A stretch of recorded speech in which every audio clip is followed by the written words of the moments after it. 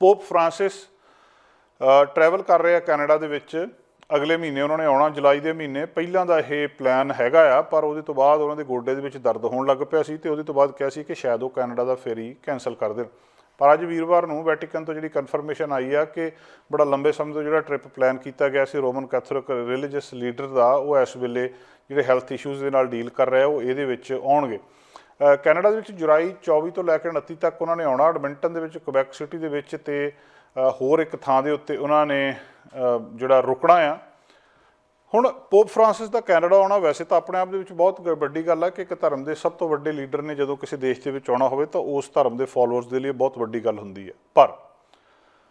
ਇਸ ਵੇਲੇ ਇਹ ਗੱਲ ਇਸ ਕਰਕੇ ਜ਼ਿਆਦਾ ਮਹੱਤਵਪੂਰਨ ਆ ਕਿਉਂਕਿ ਇੰਡੀਜੀਨੀਅਸ ਬੱਚਿਆਂ ਦਾ ਉਹਨਾਂ ਸਕੂਲਾਂ ਦਾ ਜਿਹੜੇ residential school senior residential school ਸੀ ਉਹਨਾਂ ਦਾ ਮਾਮਲਾ ਬਹੁਤ ਗਰਮਾਇਆ ਰਿਹਾ ਉਸ ਮਾਮਲੇ ਦੇ ਵਿੱਚ ਹੁਣ ਮੰਨਿਆ ਜਾ ਰਿਹਾ ਕਿ ਪੋਪ ਇੱਥੇ ਆਉਣਗੇ ਤੇ ਆ ਕੇ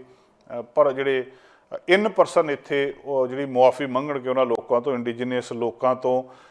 ਜਿਨ੍ਹਾਂ ਕਿ ਕੈਥੋਲਿਕ ਚਰਚ ਦਾ ਉਹਨਾਂ ਸਕੂਲਾਂ ਦੇ ਵਿੱਚ ਕੀ ਯੋਗਦਾਨ ਸੀ ਜਾਂ ਉਹਨਾਂ ਦੇ ਇਸ ਕਲਚਰ ਨੂੰ ਖਤਮ ਕਰਨ ਦੇ ਵਿੱਚ ਚਰਚ ਦੀ ਕੀ ਰੋਲ ਸੀ ਉਹਦੇ ਲਈ ਜਿਹੜੇ ਉਹ ਇਹਨਾਂ ਨੂੰ ਮਿਲਣਗੇ ਰੈਜ਼ੀਡੈਂਸ਼ੀਅਲ ਸਕੂਲ ਸਰਵਾਈਵਰਸ ਜਿਹੜੇ ਆ ਉਹ ਇਹਨਾਂ ਐਕਨੋਲੇਜ ਕਰਨ ਦੀ ਵੀ ਗੱਲਬਾਤ ਕਰ ਰਹੇ ਆ ਜਿਹੜੀ ਉਹਨਾਂ ਦਾ ਡਿਟੇਲ ਆਈ ਹੈ ਕਿ ਉਹਨਾਂ ਨੇ ਕਿੱਥੋਂ ਟਰੈਵਲ ਕਰਨਾ ਕਿੱਧਰਲੇ ਪਾਸੇ ਜਾਣਾ ਕੈਨੇਡੀਅਨ ਜਿਹੜੀ ਕਾਨਫਰੰਸ ਆਫ ਕੈਥੋਲਿਕ ਬਿਸ਼ਪਸ ਨੇ ਉਹਨਾਂ ਨੇ ਦੱਸਿਆ ਕਿ ਵਿਜ਼ਿਟ ਐਡਮਿੰਟਨ ਤੋਂ ਸਟਾਰਟ ਹੋਣੀ ਆ ਪੋਪ ਦੀ ਉੱਥੇ ਇੱਕ ਛੋਟੀ ਜਿਹੀ ਸੈਰਾਮਨੀ ਹੋਊਗੀ ਏਅਰਪੋਰਟ 'ਤੇ ਜਿੱਥੇ ਉਹਨਾਂ ਨੇ ਆਉਣਾ ਆ ਅਗਲੇ ਦਿਨ ਯਾਨੀ ਕਿ ਜੁਲਾਈ 25 ਨੂੰ ਉਹਨਾਂ ਨੇ ਜਿਹੜੇ ਸਰਵਾਈਵਰਸ ਨੇ ਉੱਥੇ ਇੰਡੀਅਨ ਰੈਜ਼ੀਡੈਂਸ਼ੀਅਲ ਸਕੂਲ ਦੇ ਉੱਥੇ ਕਮਿਊਨਿਟੀ ਦੇ ਵਿੱਚ ਉੱਥੇ ਉਹ ਸਿਟੀ ਦੇ ਸਾਊਥ ਵਾਲੇ ਪਾਸੇ ਉਹਨਾਂ ਨੂੰ ਮਿਲਣਗੇ ਫਿਰ ਉਸੇ ਦਿਨ 25 ਤਰੀਕ ਨੂੰ ਜਿਹੜੇ ਫ੍ਰਾਂਸਿਸ ਨੇ ਉਹਨਾਂ ਦਾ ਸਕੈਜੂਲ ਬਣਿਆ ਆ ਕਿ ਉਹਨਾਂ ਨੇ ਸੈਕਰਡ ਹਾਰਟ ਚਰਚ ਦੇ ਵਿੱਚ ਜਾਣਾ ਤੇ ਜਿਹੜੇ sacred heart church of first people ਉੱਥੇ ਜਾਣਗੇ ਜਿਹੜਾ ਇੰਡੀਜੀਨੀਅਸ ਚਰਚ ਹੈ ਸਿਟੀ ਦੇ ਡਾਊਨਟਾਊਨ ਕੋਰ ਦੇ ਵਿੱਚ ਤੇ ਇਹਨੂੰ ਅੱਗ ਲੱਗ ਗਈ ਸੀ ਤੇ 2020 ਦੇ ਵਿੱਚ ਹੁਣ ਰੀਸੈਂਟਲੀ ਇਹਨੂੰ ਰਿਸਟੋਰ ਕੀਤਾ ਗਿਆ ਉੱਥੇ ਕਿਹਾ ਜਾਣਗੇ ਉਹਦੇ ਤੋਂ ਬਾਅਦ ਅਗਲੇ ਦਿਨ ਦਾ ਪਲਾਨ ਉਹਨਾਂ ਦਾ 26 ਜੁਲਾਈ ਨੂੰ ਹੋਇਆ ਕਿ ਪੋਪ ਸੈਲੀਬ੍ਰੇਟ ਕਰਨਗੇ ਜਿਹੜਾ ਸ਼ਹਿਰ ਦੇ ਵਿੱਚ ਉੱਥੇ 56,000 ਦੀ ਕਪੈਸਿਟੀ ਵਾਲੀ ਜਿਹੜਾ ਕਾਮਨਵੈਲਥ ਸਟੇਡੀਅਮ ਆ ਉਹਦੇ ਵਿੱਚ ਇੱਕ ਬਹੁਤ ਵੱਡੇ ਈਵੈਂਟ ਦੇ ਵਿੱਚ ਜਾ ਕੇ ਪਬਲਿਕ ਦੇ ਲਈ ਜਿਹੜਾ ਓਪਨ ਹੋਊਗਾ ਉੱਥੇ ਜਾਣਗੇ ਤੇ ਇਸ ਤਰੀਕੇ ਦੇ ਨਾਲ ਅਗਲੇ ਸਟੈਪ ਦੇ ਵਿੱਚ ਉਹਨਾਂ ਨੇ ਸਟਾਪ ਦੇ ਵਿੱਚ ਉਹਨਾਂ ਨੇ ਕੁਬੈਕ ਸਿਟੀ ਜਾਣਾ ਆ ਉੱਥੇ ਉਹ ਪ੍ਰੀਮੀਅਰ ਸਾਡੇ ਜਿਹੜੇ ਪ੍ਰਾਈਮ ਮਿਨਿਸਟਰ ਨੇ ਉਹਨਾਂ ਨੂੰ ਵੀ ਮਿਲਣਗੇ ਇਸ ਤਰ੍ਹਾਂ ਗਵਰਨਰ ਜਨਰਲ ਨੂੰ ਉੱਥੇ ਮਿਲਣਗੇ ਅਪ੍ਰੈਲ 28 ਨੂੰ ਉਹਨਾਂ ਨੇ ਪ੍ਰਧਾਨਗੀ ਕਰਨੀ ਹੈ ਪ੍ਰੋਜ਼ਾਈਡ ਓਵਰ ਕਰਨਾ ਆ ਬੈਸਲਸੀਆ ਦੇ ਵਿੱਚ ਤੇ ਨੈਸ਼ਨਲ ਸ਼ਰੀਨ ਜਿੱਥੇ 10,000 ਤੋਂ 15,000 ਗੈਸਟ ਹੋਣਗੇ ਆਸ ਕੀਤੀ ਜਾ ਰਹੀ ਕਿ 10 ਤੋਂ 15,000 ਉੱਥੇ ਗੈਸਟ ਹੋਣਗੇ 29 ਜੁਲਾਈ ਨੂੰ ਉਹਨਾਂ ਨੇ ਡੈਲੀਗੇਸ਼ਨ ਜਿਹੜੀ ਇੰਡੀਜੀਨੀਅਸ ਲੋਕਾਂ ਦੇ ਡੈਲੀਗੇਸ਼ਨਸ ਦੇ ਨਾਲ ਜਿਹੜਾ ਕੁਬੈਕ ਦੇ ਵਿੱਚ ਆ ਉੱਥੇ ਉਹਨਾਂ ਦੇ ਨਾਲ ਮੁਲਾਕਾਤ ਕਰਨਗੇ ਦੂਜੇ ਪਾਸੇ ਜਿਹੜਾ ਉਹਨਾਂ ਦਾ ਅਫਰੀਕਾ ਦਾ ਟ੍ਰਿਪ ਸੀ ਉਹਨੂੰ ਕਹਿੰਦੇ ਕੈਂਸਲ ਕੀਤਾ ਗਿਆ ਆ ਸੋ ਹੁਣ ਅਫੀਸ਼ੀਅਲ ਦੱਸ ਰਹੇ ਆ ਕਿ ਉਹਨਾਂ ਨੇ ਆਪਣਾ plan travel the republic of Congo ਤੇ ਸਾਊਥ ਸੁਡਾਨ ਦੇ ਵਿੱਚ ਜਿਹੜਾ ਜਾਣਾ ਸੀ ਉਹਨੂੰ ਪੁੱਲ ਬੈਕ ਕਰ ਲਿਆ ਪਰ ਕਨਫਰਮੇਸ਼ਨ ਅੱਜ ਇਹ ਹੋਣੀ ਕਿ ਪੋਪ ਫਰਾਂਸਿਸ ਕੈਨੇਡਾ ਦੇ ਵਿੱਚ ਆ ਰਹੇ ਆ ਆਪਣੇ ਆਪ ਦੇ ਵਿੱਚ ਬਹੁਤ ਵੱਡੀ ਖਬਰ ਆ ਐਂਟੀਸਪੇਟ ਪਹਿਲਾਂ ਹੀ ਕੀਤਾ ਸੀ ਪਲਾਨ ਵੀ ਉਹਨਾਂ ਦਾ ਸਾਰਾ ਬਣ ਚੁੱਕਾ ਸੀ ਪਰ ਗੋਡੇ ਦੇ ਵਿੱਚ ਉਹਨਾਂ ਦੇ ਦਰਦ ਕਾਰਨ ਇਹਨੂੰ ਰੋਕਿਆ ਜਾ ਰਿਹਾ ਸੀ ਤੇ ਇਹ ਗੱਲਬਾਤ ਚੱਲਦੀ ਸੀ ਕਿ ਸ਼ਾਇਦ ਉਹ ਇਸ ਟ੍ਰਿਪ ਦੇ ਉੱਤੇ ਨਾ ਆਉਣ ਅਗਲੀ ਗੱਲਬਾਤ ਮੌਂਕੀ ਪੌਕਸ ਬਾਰੇ ਮੌਂਕੀ ਪੌਕਸ ਇੱਕ ਇਹੋ ਜਿਹੀ ਬਿਮਾਰੀ ਆ ਜਿਹੜੀ ਜਿਵੇਂ ਛੋਟੀ ਮਾਤਾ ਨਿਕਲਦੀ ਆ ਕਿਸੇ ਦੇ ਦਾਣੇ ਜਿਹੇ ਸਰੀਰ ਦੇ ਉੱਤੇ ਨਿਕਲਣ ਲੱਗ ਜਾਂਦੇ ਆ ਥੋੜ੍ਹੇ ਮਹੀਨੇ ਪਹਿਲਾਂ ਇਹਦੀ ਚਰਚਾ ਆਈ ਸੀ ਕਿ ਇੱਕ ਮੌਂਕੀ ਪੌਕਸ ਨਾਂ ਦੀ ਬਿਮਾਰੀ ਇੱਕ ਵਾਇਰਸ ਆ ਜਿਹੜਾ ਸਾਹਮਣੇ ਆ ਰਿਹਾ ਔਰ ਗਲੋਬਲ ਆਊਟਬ੍ਰੇਕ ਹੋਈ ਸੀ ਸਾਊਥ ਅਫਰੀਕਾ ਵਾਲੇ ਪਾਸਿਓਂ ਇਹ ਸ਼ੁਰੂ ਹੋਈ ਸੀ ਤੇ ਫੈਲਦੀ ਸਾਰੇ ਫੈਲ ਗਈ ਕੈਨੇਡਾ ਦੇ ਵਿੱਚ ਵੀ ਇਹਦੇ ਕੁਛ ਕੇਸ ਆਏ ਅਮਰੀਕਾ ਦੇ ਵਿੱਚ ਵੀ ਇਹਦੇ ਕੁਛ ਕੇਸ ਆਏ ਫਿਰ ਇੱਕ ਵਾਰੀ ਗੱਲਬਾਤ ਜ਼ਿਆਦਾ ਉੱਭਰੀ ਕਿ ਦੁਬਾਰਾ ਖਤਰਾ ਪੈਦਾ ਹੋ ਗਿਆ ਕਿ ਕੁਛ ਕੋਵਿਡ ਵਰਗਾ ਨਾ ਕੁਛ ਹੋ ਜਾਵੇ ਤੇ ਫਿਰ ਜਿਹੜੀ ਆ ਇਹ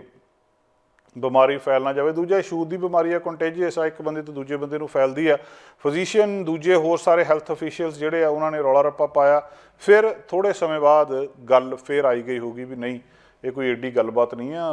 ਵੀ ਜਿਹੜਾ ਕੋਈ ਕੋਵਿਡ ਵਾਂਗੂ ਹੋ ਜਾਵੇ ਥੋੜ੍ਹੀ ਬੜੀ ਬਿਮਾਰੀ ਹੈਗੀ ਆ ਪਰ ਇਹ ਹਟ ਜਾਣੀ ਆ ਹੁਣ ਅਫੀਸ਼ੀਅਲ ਇਹ ਕਹਿ ਰਹੇ ਆ ਕਿ ਲੋਕਾਂ ਨੇ ਇਹਨੂੰ ਇਗਨੋਰ ਕਰਨਾ ਸ਼ੁਰੂ ਕਰ ਦਿੱਤਾ ਪਰ ਹੈ ਇਹ ਖਤਰਨਾਕ ਵੀ ਐਡੀ ਸੌਖੀ ਵੀ ਨਹੀਂ ਹੈ ਕਿ ਇਹਨੂੰ ਪਿੱਛੇ ਛੱਡ ਦਿੱਤਾ ਜਾਵੇ ਅੱਜ ਇਹ ਖਦਸ਼ਾ ਉਸ ਵੇਲੇ ਪੈਦਾ ਹੋ ਗਿਆ ਜਦੋਂ ਅਮਰੀਕਾ ਦੇ ਵਿੱਚ ਬਹੁਤ ਵੱਡੇ ਪੱਧਰ ਦੇ ਉੱਤੇ ਮਾਸ ਟੈਸਟਿੰਗ ਮੌਂਕੀ ਪੌਕਸ ਦੀ ਸ਼ੁਰੂ ਕੀਤੀ ਗਈ ਹੈ ਕਈ ਸਾਈਟਸ ਉਹਨਾਂ ਨੇ ਜਿਹੜੀਆਂ ਖੋਲ੍ਹ ਦਿੱਤੀਆਂ 4 ਲੈਬਸ ਨੂੰ ਉਹਨਾਂ ਨੇ ਆਥੋਰਾਈਜ਼ ਕਰ ਦਿੱਤਾ ਕਿ ਤੁਸੀਂ ਇਹਦੇ ਟੈਸਟ ਕਰੋ ਹੁਣ ਉਹ ਕਿਤੇ ਨਾ ਕਿਤੇ ਡਰ ਲੋਕਾਂ ਦੇ ਵਿੱਚ ਇਹ ਪਿਆ ਆ ਕਿਤੇ ਇੱਦਾਂ ਤਾਂ ਨਹੀਂ ਵੀ ਕੋਈ ਅੰਦਰ ਦੀ ਗੱਲ ਹੈਗੀ ਹੈ ਜਿਹੜੀ ਬਾਹਰ ਨਹੀਂ ਆ ਰਹੀ ਤੇ ਸਰਕਾਰ ਨੇ ਆਪਣੇ ਪੱਧਰ ਦੇ ਉੱਤੇ ਜਿਹੜੀ ਮਾਸ ਟੈਸਟਿੰਗ ਆ ਉਹ ਸ਼ੁਰੂ ਕਰ ਦਿੱਤੀ ਇਹਦੇ ਪਿੱਛੇ ਕੀ ਕਾਰਨ ਆ ਕੈਨੇਡਾ ਦੇ ਵਿੱਚ ਵੀ ਲਗਭਗ ਇਹੋ ਜਿਹੀ ਸਥਿਤੀ ਆ ਕੈਨੇਡਾ ਦੇ ਵਿੱਚ ਕਿਹਾ ਜਾ ਰਿਹਾ ਕਿ ਤੁਹਾਨੂੰ ਖਿਆਲ ਰੱਖਣਾ ਚਾਹੀਦਾ, ਆਈਸੋਲੇਟ ਹੋਣਾ ਚਾਹੀਦਾ ਜੇ ਤੁਹਾਨੂੰ ਮੰਕੀ ਪੌਕਸ ਹੋ ਜਾਂਦੀ ਆ, ਕਿਉਂਕਿ ਇਹ ਕੰਟੇਜੀਅਸ ਆ। ਦੁਨੀਆ ਇਸ ਵੇਲੇ ਆਦੀ ਹੋ ਚੁੱਕੀ ਹੈ ਇਸ ਗੱਲ ਦੀ ਕਿ ਜਿਹੜੀ ਆਈਸੋਲੇਸ਼ਨ ਤੇ ਕੁਆਰੰਟੀਨ ਵੜ ਗਈਆਂ ਕੋਵਿਡ ਦੇ ਦੌਰਾਨ ਟਰਮਸ ਯੂਜ਼ ਹੋਈਆਂ, ਲੋਕਾਂ ਨੂੰ ਇਹਦਾ ਪਤਾ ਹੈ ਤੇ ਰੈਕਮੈਂਡੇਸ਼ਨ ਦਿੱਤੀ ਜਾਂਦੀ ਹੈ ਇਸ ਵੇਲੇ ਕਿ ਤੁਹਾਨੂੰ ਇਹਦੀ ਆਈਸੋਲੇਸ਼ਨ ਆ ਦਾ, ਜਿੱਦਾਂ ਉਹਦੇ ਵਿੱਚ ਜਿਹੜੀ ਸੀਗੀ ਕਰੋਨਾ ਵਾਇਰਸ ਜਿਹੜੀ ਸੀਗੀ ਆਈਸੋਲੇਸ਼ਨ ਉਹਦੀ 5 ਤੋਂ 10 ਦਿਨ ਦੱਸਿਆ ਜਾਂਦਾ ਸੀ ਕਿ ਇਹਦੇ ਵਿੱਚ ਫੈਲਦੀ ਆ। ਇਸੇ ਤਰ੍ਹਾਂ ਸਰਕਾਰ ਬਹੁਤ ਸਾਰੇ ਸਪੋਰਟ ਸਿਸਟਮ ਦੇ ਥਰੂ ਕਹਿ ਰਹੀ ਆ ਕਿ ਘੱਟੋ ਘੱਟ ਤੁਹਾਨੂੰ ਖਿਆਲ ਰੱਖਣਾ ਚਾਹੀਦਾ ਮੰਕੀ ਪੌਕਸ ਦੀ ਵਾਰਨਿੰਗ ਦਾ, ਇਹਨੂੰ ਤੁਸੀਂ ਇਗਨੋਰ ਨਾ ਕਰੋ। ਜਿਹੜੀਆਂ ਹੁਣ ਫੈਡਰਲ ਗਾਈਡਲਾਈਨਸ ਹੈਗੀਆਂ ਆ ਉਹਦੇ ਤਹਿਤ ਵੀ ਤੁਹਾਨੂੰ